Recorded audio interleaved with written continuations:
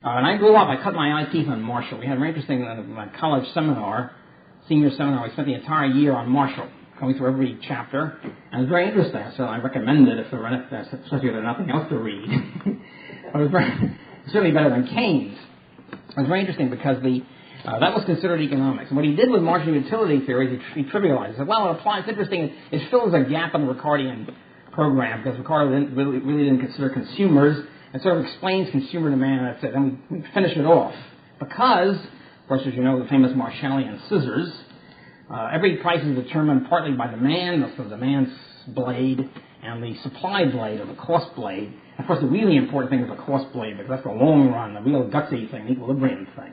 Whereas consumers are sort of, they're sort of the creatures of caprice and whim, and they change their minds all the time, the hell of it. And so the really important thing about economics is the cost. And the real important thing about cost, of course, is labor of pain, or back to Ricardo and Marx and all the rest of it. So it was a very clever device that he used. You can't say he ignored marginal utility. He just trivialized it, encapsulated in a couple of appendices or whatever, and that was it.